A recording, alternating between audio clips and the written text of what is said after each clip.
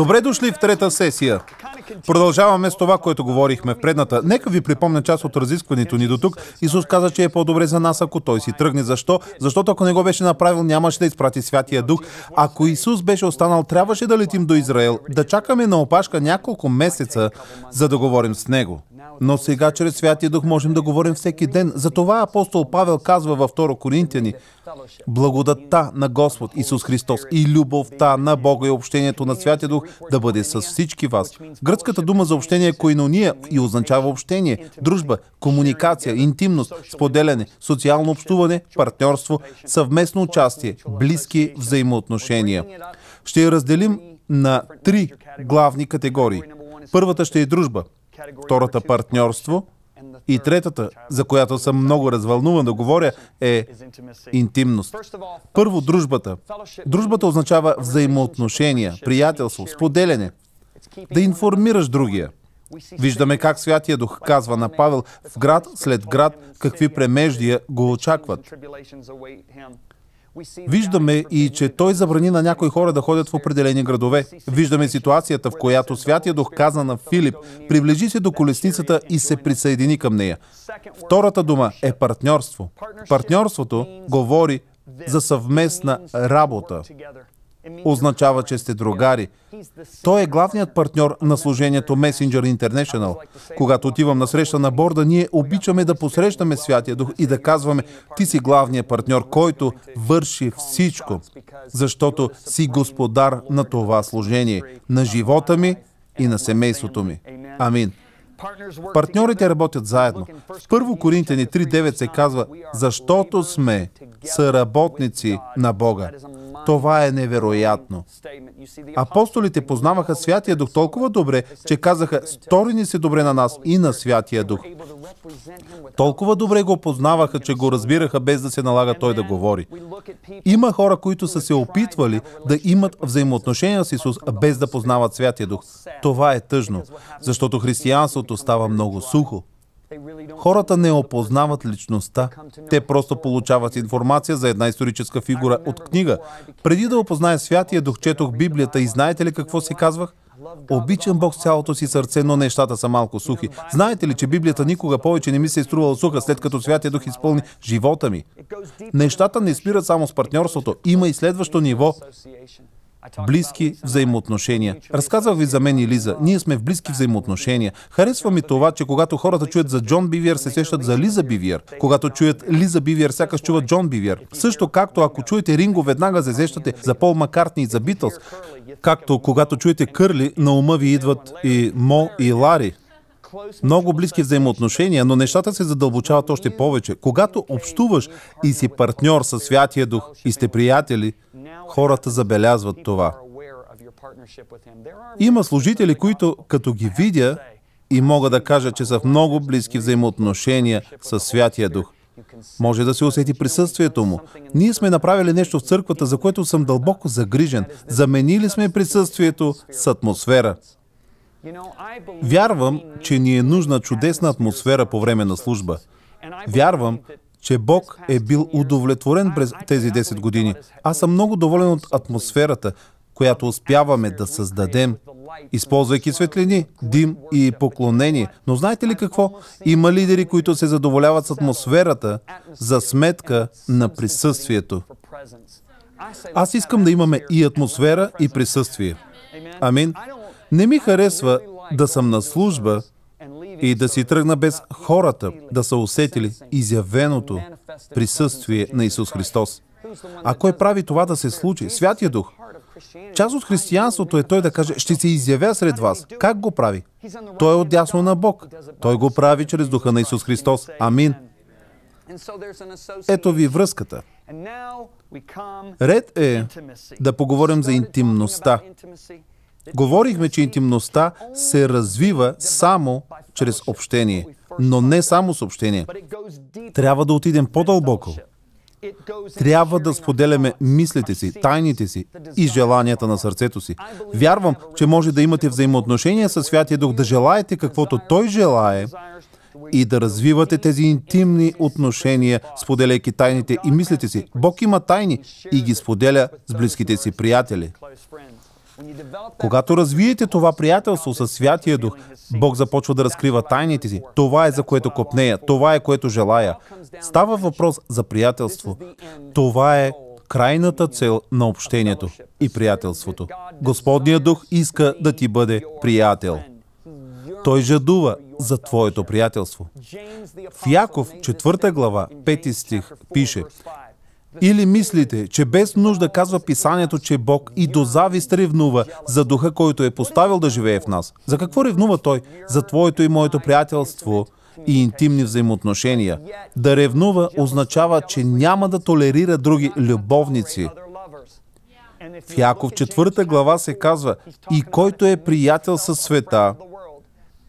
Какво представлява светът? Светът се движи от похота на плътта, похота на очите и гордостта на живота. Какво е гордостта на живота? Това е статутът, който имаме. Виждали ли сте хората в света? Те винаги тичат след статута и позицията. Това е гордостта на живота. Светът търси тези неща. Ако и вие ги търсите, значи оставяте вражда между вас и този, с когото трябва да сте най-близки. Това го кара да не говори. Това потиска гласа му. Той ревнува.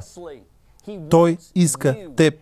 Точно както един мъж не би искал жена му да спи с други мъже в града и да се прибира, очаквайки съпруга ти да се отнася с нея с интимност и близост. Така и Святия Дух няма да бъде в интимни взаимоотношения с вас, ако вие флиртувате със света. Смели сте. Ние живеем в света, но не трябва да бъдем част от него. Исус ходеше на празненства, организирани от мафията.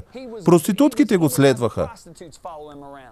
Той ходеше на някои доста трудно достъпни места, но той не беше част от това, което те правеха. Той ходеше там, за да ги достигне. Когато става въпрос за интимност, обяснихме в една от сесиите, че Святия Дух е мощен воин, но също така той притежава някои женски черти. Не казвам, че Святия Дух е жена. Никога няма да кажа това. Той не е богиня, но може да бъде натъжен. Той е утешител, точно като една жена. Когато едно дете се нарани, то отива първо при майка си. Отец и синът го пазят, като казват: не говорете против него. Ако съгрешите против него, свършено е с вас. Точно както съпругът би казал: ако говориш против жена ми, край с теб. Така че във връзка с него и интимността трябва да разберем, че той е нежен и в общение, и в приятелство, но в същото време е мощен в проявление. Когато влизаме в молитвената си стаичка и имаме общение с него, нека осъзнаем, че имаме общение с чувствителния член на Божеството, който може да бъде наранен. Така че разберете личността му, когато влизате в общение с него. Отново казвам, не твърдя, че той е жена. Ето и последната тайна, която научих относно интимността със Святия Дух. Ако не се обвържете с него, той ще бъде тих. Искате ли да знаете нещо, което забелязах? Пътувал съм до различни църкви в продължение на 24 години. Ако съм бил в църква, която е обучила добре работниците си, когато пристигам и си тръгвам, шофьорът е обучен. Знаете ли как? Едно от нещата, които се е научил да прави, е да не ми говори. Лидерите им казват: не му говори, освен ако той не започне разговора. Когато се кача в колата, го правя с цел. Започвам да питам шофьора за семейството му, от колко време е в църквата, която посещава, защото знам, че той няма да ме заговори, освен ако аз не кажа нещо. Мога да си стоя в колата, да си отворя лаптопа и да пиша имейли през целия път до хотела и шофьорът няма да каже нищо, защото е обучен. Мисля, че със Святия Дух е нещо подобно. Той няма да ти проговори, освен ако не е нещо спешно от сорта на 3 човека те чакат долу. Слез долу или присъедини се към тази колесница. Но ако не го ангажирате в разговор, той ще мълчи. Той ви чака да го въвлечете. Затова Святия Дух не казва нищо на някои християни. И те се чудят защо Бог не ми говори. Вие ангажирате ли го? Разбирате ли личността му? Осъзнавате ли, че говорите на третата личност от Божеството? Да, те са едно, но не ги разделяйте, не ги бъркайте. Смели ли сте? Говорете му. Ще бъдете удивени от начина, по който той ще ви отговори, ако го заговорите. Много хора си казват: Бог не ми говори, не ми е говорил от седмици, години. Защо? Защото не са го ангажирали. Нещо като при шофьора. Той няма да каже нищо. Шофьорите ме поглеждат и казват, службата започва в 7, ще минем да ви вземем в 6:25. Те са обучени. Какво точно да кажат? Но ако не започнете разговор, такъв няма да има. Така че аз, като говорител, трябва да си поставя за цел да заговоря хората, които идват да ме посрещат. Лиза прави същото нещо. Знаете ли защо? Като отида някъде, хората ми казват, жена ти е невероятна. Тя ме заговори и ме накара да се чувствам като най-важен човек в света. Това е жена ми. Тя ще ви накара да се чувствате като у дома си. Сега, Исус продължава инструкциите си към учениците по време на Господната вечеря. Чуйте какво казва той. Тук става много, много добре. Той каза, и имам още много неща да ви кажа, но не можете да ги понесете сега. Слушайте, той погледна 11 и каза, искам да ви кажа толкова много, но не можете да го понесете. Това привлече моето внимание. Това включва моя радар. А когато дойде онзи, духът на истината, ще ви опътва на всяка истина. С други думи, има неща, които искам да ви кажа, но не мога. Но когато дойде духът на истината, той ще ви ги каже. Чухте ли? Защото той няма да говори от себе си, но каквото чуе, това ще говори. И ще ви извести за идните неща. Той мене ще прослави, защото от моето ще взема и ще ви известява. Всичко, що има Отец, е мое. Затова казах, че от моето като взема, ще ви известява. Помните ли, че Исус каза, че ще е най-добре, ако си отиде? Най-добре ще е, ако аз си отида. Нали? Виждаме ползата от това в думите, които ви прочетох току-що. И имаше още неща, които той искаше да им разкрие, но не можеше. Но после каза, когато духът на истината дойде. След като Исус възкръсна, 10 от учениците бяха заедно в стая с затворени врати. И изведнъж Исус се появява. Запомнете, че той не беше дух, защото им каза, пипнете ме. Един дух няма плът и кости, а аз имам. Но той мина през стената. Това е невероятно. Това означава, че и ние ще можем да минаваме през стени, когато сме в прославените си тела. Учениците бяха удивени. Тома не беше там тогава. Няколко дни след това, те всички отидоха при Тома и му казаха, ние го видяхме. Той просто влезе през стената. Ние го докоснахме. Тома каза, вие сте луди. Какво сте пили след разпъването му? Видели сте го? Няма да повярвам, освен ако не докосна раните му. Само тогава ще повярвам. Какво направи Исус? Той се появи отново след няколко дена. Този път Тома беше там. Исус каза, Тома, ела насам, сложи ръцете си в ребрата ми, докосни дланите ми. Виждаш ли? Жив съм. Тома беше шокиран и каза, Господ мой и Бог мой. Нали? Бихте ли искали да гледате или слушате повече поучения от Джон и Лиза Бивиер? Ако вие или някой, който познавате, говорите друг език, различен от английски, идете на cloudlibrary.org. Изберете езика си. Изберете това, което искате от библиотеката. Електронни книги, програма за цялостно поучение, видеа, аудиопослания. Регистрирайте се, за да получавате новата информация. Научете повече на cloudlibrary.org. Чуйте какво каза Исус. Исус му казва, понеже ме видя, Тома, ти повярва. Блажени уния, които без да видят, са повярвали. Преди се казвах, това беше доста сурово от страна на Исус. Все пак човекът се разкаиваше. Господи, моля те, прости неверието ми. И Исус го поглежда и казва това, което казва. Мисля, че е сурово. Този човек се покая. Но Бог ми каза, аз не укорявах Тома, просто излагах фактите. И продължи, това, което казвах е, че е много по-благословено да не ме видите, защото може да влезете в по-дълбоко взаимоотношение. Нека ви обясня. Има 3 нива на взаимоотношения. Запишете си. Номер 1, най-ниското, е физическото. Всеки да каже физическо. Окей. Това е нивото на взаимоотношение, при което много хора се женят, за съжаление. Тя има страхотно тяло. Той има много привлекателно тяло. Те игнорират всички други фактори. Мога да пренебрегна това, онова. Знам, че не говорим много, но, Боже мой, това момиче ми е нужно. И те се женят. Женят се на база физическо взаимоотношение, нали? За съжаление, нивото, свързано с душата, не е развито. Та какво се случва с брака след медения месец? Тя се занимава с това, което я интересува с приятелките си, той се занимава с спорта и те губят контакт помежду си. Защо? Защото са се оженили на база физическо привличане. Следващото ниво, какво споменах, е душевното или опознаването на личността. Това е нивото, на което бяха Давид и Йонатан. Душата на Йонатан се свърза с душата на Давид. Така пише авторът на Първо и Второ царе.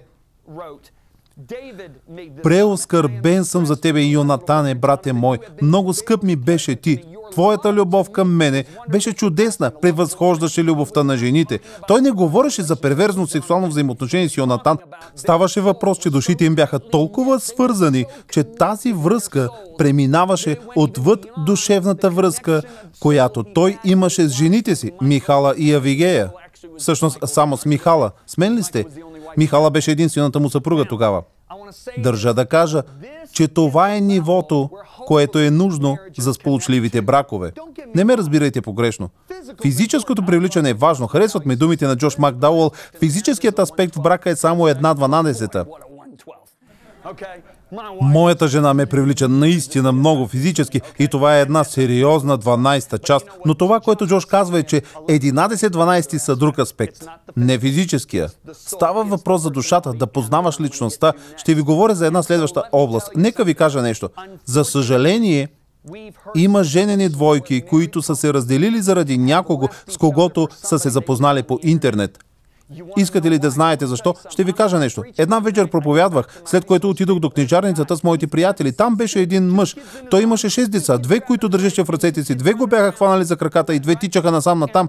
Този мъж изглеждаше много депресиран. Питах го: господине, добре ли сте? Той каза: не особено. Пак попитах: какво не е наред? Той отговори: жена ми ме напусна днес, мен и 6 деца заради мъж, с когото се запознала по интернет. Тя е развила душевно взаимоотношение с този мъж, което е по-добро от душевното и физическото взаимоотношение, което е имала със собствения си съпруг и децата си. Ето защо понякога връзките, които са започнали от разстояние, в крайна сметка се превръщат в някои от най-добрите бракове. Защото не си казваш: о, виж му бицепса, или о, виж какви извивки има тя. Нямате такива пречки, за да отидете на душевното ниво. Това е душевното или личностното ниво. Най-високото ниво на взаимоотношение е духовното. Това е нивото, за което Исус говори с Тома. Първо Коринтияни 2:11 казва: защото кой човек знае, що има от човека, освен духът на човека, който е в него? С други думи, вие не знаете истинските мисли, намерения и мотиви на човек.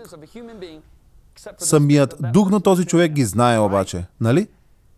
Най-близките взаимоотношения, които съм имал, са били духовните.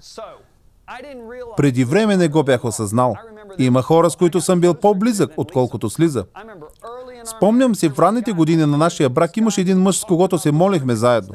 Постоянно говорихме за Словото и имаше моменти, когато го слушах повече, отколкото слушах жена си, което беше много, много глупаво. Когато Бог ми откри колко грешно беше това, осъзнах, че трябва да се сближа с нея. Миналата седмица празнувахме 30 години брак с Лиза. Едни от най-хубавите моменти, които съм имал с нея, са когато седим около басейна и говорим за Словото на Бог. Обсъждаме го. Споделях неща, които Бог е поставил в сърцето ми. Тя също споделяше и се молим заедно. Знаете ли, че персоналът ни също се моли заедно всяка сутрин? Защо? Има причина лидерът им да го изисква. Искам персоналът ми да бъдат свързани духовно помежду си. Смелен сте? Свързвате се духовно с хора, когато размишлявате върху Словото и се молите заедно. Вие се движите заедно. Разбирате ли? Защо? Не познавате истински човек, докато не опознаете духа му. Знаете ли кое е интересното? Има хора, които идват при мен и ми говорят от Библията, но аз зная, че те говорят от себе си. Искате ли да знаете защо? Защото е изморително. Умът ми се изморява. Но има хора, които идват и ми говорят от духа си. Мога да говоря с такива хора с часове. Мога да говоря слиза по словото с часове и не се изморявам. Знаете ли защо? Защото извира от духа й. 1 Коринтияни 2:11 казва, защото кой човек знае, що има от човека, освен духът на човека, който е в него. Слушайте, така и никой не знае, що има у Бога, освен Божият дух. Та, както опознавате човек, опознавайки духа му, единственият начин да опознаем Бог е да опознаем Неговия дух. Защото никой не знае помислите на Бог, освен духа му. После се казва, че не сме получили духа на света, но духа, който е от Бога, за да познаем това, което Бог е благоволил да ни подари. Разбирате ли? Виждате ли? Павел стигна до това ниво. Павел каза, защото ви известявам, братя, че проповядваното от мене благовестие не е човешко, понеже аз нито от човек съм го приел, нито съм го научил от човек, но чрез откровение от Исус Христос. Той го получил от Духа Господен. Павел достига до такава дълбочина на взаимоотношения с Исус, че Петър написа писмо към края на живота си и каза, Павел познава толкова добре Исус, дори не разбирам някой от неговите послания. Ще ви го прочета. 2 Петрово 3, 15-16. Изчитайте дълготърпението на нашия Господ като средство за спасение, както любезният ни брат Павел ви е писал според дадената му мъдрост, както пише и във всичките си послания, когато говори в тях за тия работи, в които послания има някои неща трудни за разбиране. Какво се случва тук? Петър вероятно се опитваше да си спомни времето, когато ходеше с Исус по бреговете на Галилейското езеро, когато беше физически с Исус, когато Исус нахрани 5000 човека. Той постоянно си спомняше тези неща, което му пречеше да задълбае по-надълбоко. Исус каза, че е по-блажен, който не е видял. С други думи, може да имаме истинско взаимоотношение, ако се свържем духовно, вместо да ме видите физически. Бог в своята божественост каза, аз разбирам плътта. Не ме разбирайте погрешно. Един ден ще имаме духовно тяло и то ще бъде изкупено. Знаете ли, че сегашното ви физическо тяло не е изкупено? Духът ви е изкупен. Той е направен по точния образ и подобие на Исус. Душата ви се изкупва във времето, в процес на трансформация сте. Физическото ви тяло не е изкупено. Забелязали ли се, че сте се отекчавали от неща? Може да си купите чисто нова кола, но след една седмица вече е стара. Защо? Защото физическото се изморява. Физическото не може да се задълбочи, нали? Бог каза, аз не им се откривам физически, ще им покажа Бог в дълбочина, чрез духа си, за да ме познаят истински. И така, Бог казва, ще имам взаимоотношение от разстояние с вас, така че наистина да познаете сърцето ми, така че когато се оженим да имаме добър брак. Помните ли, че ви казах, че едни от най-добрите бракове са започнали с връзка от далечно разстояние? Бог каза, не искам вашето физическо, аз то не е изкупено. Исус не укоряваше Тома. Той каза, Тома, ти можеш да имаш истинско взаимоотношение с мен, ако оставиш физическите неща. Трябва да навлезеш в духовното. В тази връзка Павел пише, за това от сега нататък ние не познаваме никого по плът. Ако и да сме познали Христос по плът, пак сега вече така го не познаваме. Познаваме го чрез духа. Познаваме го чрез духа на живия Бог. Защо? Павел каза, а на нас Бог откри това чрез духа, понеже духът издирва всичко, даже и Божиите дълбочини. Защото кой човек знае, що има от човека, освен духът на човека, който е в него, така и никой не знае, що има от Бога, освен Божият дух. А ние получихме не духа на света, но духа, който е от Бога, за да познаем това, което Бог е благоволил да ни подари. Да знаем интимните тайни на сърцето му. Ако искате дълбоко взаимоотношение с Бог, не говоря да бъдем странни, говоря за истинско познаване на Бога, трябва да го познавате чрез Неговия дух. Защото кой човек знае какво има от човека, освен духа на човека, който е в него, така и никой не знае какво има от Бога, освен Божият дух. Ще се видим следващата сесия.